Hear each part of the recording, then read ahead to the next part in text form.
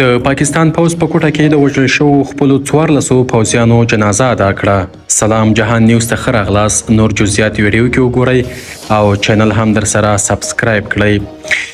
د پاکستان پوز په کوټه کې د هغو 14 پوځیانو جنازه ادا کړه چې وړمه ورځ په بلوچستان کې وژل شوي وو.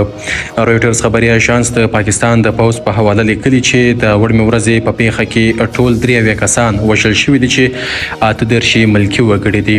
د پاکستان پوز همدارنګه ولي چې له وسلوالو سره په نښته کې 21 وسلوال هم وژلي دي. د یاد برید مسؤلیت بلوڅ بلتون غوښتونکو منلی دی. له ملتیا مو مننه. ښه وخت ښې شېبې.